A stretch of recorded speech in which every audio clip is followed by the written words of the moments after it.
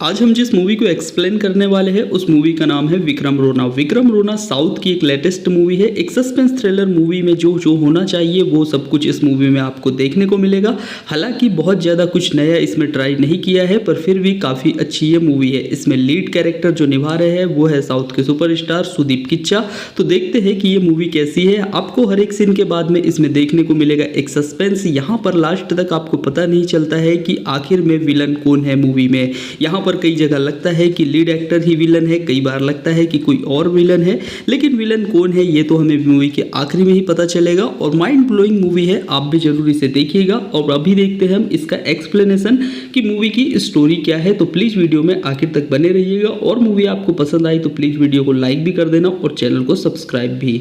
कहानी की शुरुआत होती है एक काली अंधेरी रात से, जहां हमें दिखाया जाता है कि एक सुनसान सड़क पर एक औरत कार ड्राइव करते हुए आ रही होती है, जिसके साथ में उसकी एक लगभग 6 साल की बच्ची भी होती है। जब ये दोनों बीच जंगल के बीच में आते हैं तब इनकी कार अचानक खराब हो जाती है। औरत कार से बाहर निकलती है, और जब वो कार से बाहर निकलती है तो वो देखती है कि बाहर के जो मौसम है उसके अंदर एक अजीब सी नेगेटिव वाइब्स आ रही है, जिसे देख के वो औरत फिर से अपनी कार में बैठती है। लेकिन वो देखती है कि अब कार के अंदर उसकी बच्ची नहीं है जो लगभग 6 साल की है, और वो जब वो कार से बाहर झांकती है तो वो देखती है कि उसकी बच्ची को लेके कोई जंगल की तरफ भाग रहा है, जिसे देख के वो औरत वहीं बेहोश हो जाती है। अब अगले सीन में हमें दिखाया जाता है कमरअट्टू गांव को, जहां एक आदमी जिसका नाम गंभीर होता है उसे दिखाया जाता है, और गंभीर किसी दूसरे आदमी के साथ बात कर रहा होता है जिसका नाम विश्वनाथ है। असल में विश्वनाथ जो है वो मुंबई में रहता है और आज अपनी पूरी फैमिली के साथ कमरअट्टू गांव आया हुआ है। विश्वनाथ की फैमिली में 2 बच्चे हैं, जिसमें उसके बेटे का नाम मुन्ना है और बेटी का नाम पन्ना है। यहाँ पर विश्वनाथ गंभीर को बताता है कि असल में पन्ना की शादी जुड़ गई है, और वो पन्ना की शादी अपने पैतृक गांव कमरअट्टू से ही करना चाहता है, मतलब कमरअट्टू में रह के ही करना चाहता है, क्योंकि ये उसके पूर्वजों की मर्जी थी। उसके पूर्वज चाहते थे कि पन्ना की जो शादी है वो कमरअट्टू गांव से ही हो। इसके बाद में हमें दिखाया जाता है दूसरे सीन में गंभीर की पत्नी को, जो पिछले 28 साल से अपने बेटे संजू का इंतजार कर रही होती है। असल में आज से 28 साल पहले संजू अपने गांव से भाग जाता है, क्योंकि उसके ऊपर आरोप होता है कि उसने मंदिर से सोना चुराया हुआ है। लेकिन आज 28 साल बाद में संजू की एक चिट्ठी आती है, जिसमें वो लिखता है कि वो प्रेजेंट में लंदन में रहता है और बहुत जल्द अपने गांव वापस आने वाला है। ये चिट्ठी पढ़ने के बाद में गंभीर की पत्नी काफी खुश हो जाती है, क्योंकि उसे लगता है कि अब 28 साल बाद वो फिर से अपने बेटे से मिल पाएगी। अब कहानी के अगले सीन में हमें दिखाया जाता है कि संजू अपने गाँव वापस लौट आया है, और जब संजू अपने घर जाता है तो वो देखता है कि घर पे कोई नहीं है। जब वो मोहल्ले में पूछताछ करता है कि उसके माता पिता कहाँ गए, तो उसे पता चलता है कि आज विश्वनाथ के घर पे गृह प्रवेश का कार्यक्रम है, क्योंकि विश्वनाथ भी काफी सालों बाद बॉम्बे से वापस आया है, और अब वो एक नए घर में रहने वाला है, क्योंकि उसकी बेटी की शादी है यहाँ पर। तो जब संजू ये सब देखता है तो उसके बाद में वो सोचता है कि चलिए जब तक के मम्मी पापा आते हैं तब तक मैं थोड़ा गाँव में घूम लेता हूँ। और ऐसे संजू जो है टहलने लगता है गाँव में। तभी घूमते घूमते संजू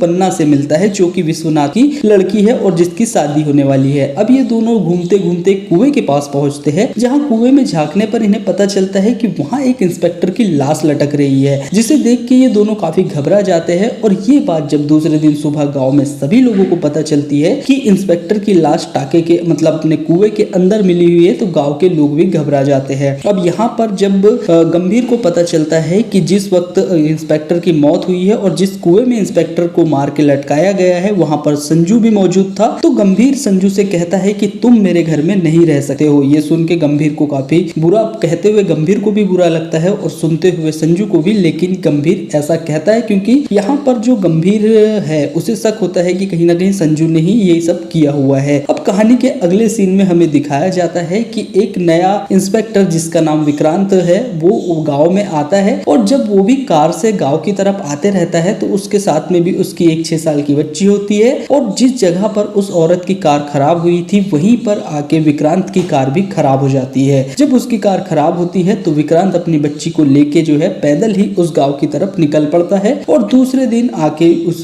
जो थाना रहता है वहां पर अपनी ज्वाइनिंग ले लेता है। और उसे पता चलता है कि गांव में बहुत ही रहस्यमय तरीके से बच्चों की मौत हो रही है, उन्हें मार के कोई पेड़ पे लटका दे रहा है। तो इन सब चीज के पीछे आखिर क्या वजह है ये जानने के लिए विक्रांत अब उस कुएं के पास जाता है जहाँ पर इंस्पेक्टर डॉक्टर की लाश मिली थी। वहां का मुआयना करने के बाद में अब विक्रांत उस जगह पर जाता है जहां पर उसकी कार खराब हुई थी। अब विक्रांत वहां जाके देखता है कि असल में उसकी कार किसी प्राकृतिक तरीके से खराब नहीं हुई थी, बल्कि उसकी कार को शूट किया गया था उसके टायर के ऊपर, जिससे उसकी कार पंचर होके वहां पर बंद हुई थी। अब इससे पहले कि विक्रांत कुछ समझ पाता, एक भाला उससे छू के निकलता है। हालांकि विक्रांत उससे बच जाता है, लेकिन तभी वो कुछ सोचता समझता उससे पहले ही कुछ लोग विक्रांत के ऊपर हमला कर देते हैं। अब विक्रांत के ऊपर हमला होता है। चूंकि विक्रांत एक पुलिस इंस्पेक्टर है और काफी ताकतवर होता है, तो उन लोगों को वो इतना मारता है कि मार मार के उनका भूसा बना देता है और वो लोग वहां से भाग जाते हैं। अब कहानी के अगले सीन में हमें दिखाया जाता है कि गांव का एक जो है पीटी टीचर होता है, जिसे सब लोग पीटी टीचर बुलाते हैं। हालांकि वो उस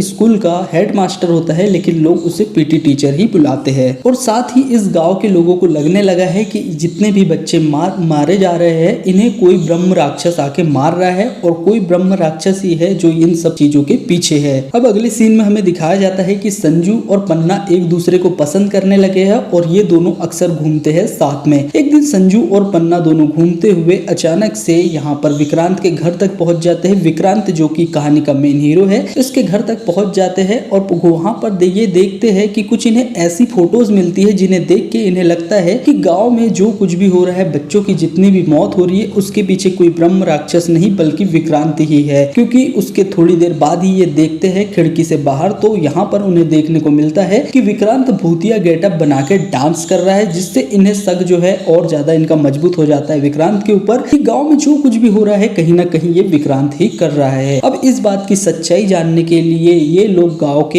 एक बहुत पुराने आदमी के पास जाते हैं, जो यहाँ पर संजू और पन्ना को आज से 28 साल पहले जो हुआ था वो बैक स्टोरी सुनाता है। यहाँ पर वो आदमी जो है संजू और पन्ना को बताता है कि इस गांव में एक नीची जाति का डिक टोनी नाम का आदमी रहता था, जिसके 2 बेटे थे, जिसमें बड़े बेटे का नाम माधव था और छोटे बेटे का नाम राघव था। जब ये दोनों स्कूल जाते थे तो ऊंची जाति के बच्चे इन दोनों को बहुत ज्यादा परेशान करते थे, इनके साथ में बहुत मारपीट करते थे। अब एक दिन होता ये है कि जो मंदिर होता है इस गांव का, उस मंदिर से संजू नाम का एक लड़का यहाँ से सोना चुरा लेता है। हालांकि वो अनजाने में चुराता है, उसे नहीं पता होता कि इसे चोरी कहते हैं, और वो वहां से सोना लेके चले जाता है। लेकिन गांव के लोगों को शक होता है डिक्टोनी और डिक्टोनी के परिवार के ऊपर, तो वो एक दिन अचानक से डिक्टोनी के घर पे हमला कर देते हैं। गांव के मतलब ऊंची जाति के जो लोग रहते हैं वो डिक्टोनी के घर पे हमला करते हैं, क्योंकि डिक्टोनी एक छोटी जात का आदमी है, तो डिक्टोनी के घर पे हमला कर देते हैं और बहुत मारते हैं डिक्टोनी के परिवार वालों को, और उसके घर को भी जला देते हैं। ये सब देख के माधव और राघव वहां से भागते हैं अपने घर से, और साथ में अपनी छोटी बहन को भी लेके भागते हैं। लेकिन होता ये है कि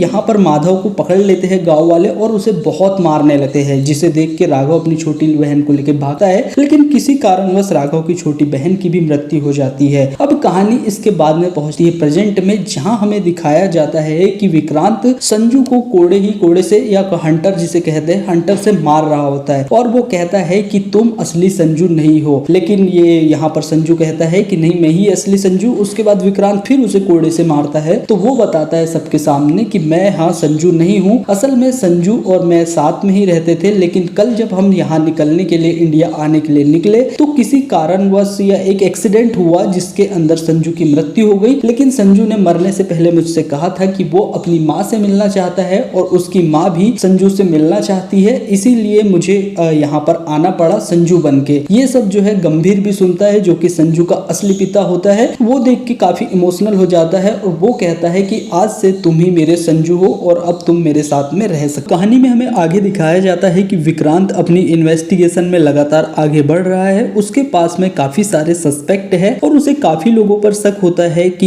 ये इन लोगों ने ही बच्चों को मारा है और ब्रह्म राक्षस बन के ये नाटक कर रहे हैं। अब एक रात होता यह है कि एक औरत जबरदस्ती मुन्ना और पन्ना को बंधक बना लेती है, और उसके बाद में दूसरे सीन में दिखाया जाता है कि विक्रांत रोना गांव के एक मंदिर जिसे भूतनाथ मंदिर कहा जाता है, और जहां से सोना भी बचपन में संजू ने चुराया था, उस मंदिर की तरफ जाता है। हालांकि उस मंदिर में जाना बिल्कुल भी अलाउड नहीं होता, क्योंकि लोगों को लगता है कि ब्रह्म राक्षस उसी मंदिर से आता है। लेकिन जब विक्रांत उस जगह पर पहुंचता है तो वो देखता है कि वहां पर जो ब्रह्म राक्षस का गेटअप में है वो कोई और नहीं बल्कि माधव है, और माधव वही होता है जो पीटी टीचर है गांव में। उसके बाद में हमें दूसरे सीन में दिखाया जाता है कि राघव कोई और नहीं बल्कि राघव मुन्ना है, मतलब संजू है, जो यहाँ पर संजू बन के आया है और उसने असली संजू को मार दिया है। असल में माधव और राघव वही दो बच्चे हैं जो डिक टोनी के बच्चे हैं, जिन्हें बचपन में ही जो है बहुत मारा पीटा गया था और इनके घर को जला दिया गया था। यहाँ पर मुन्ना और पन्ना भी होते हैं और डिक टोनी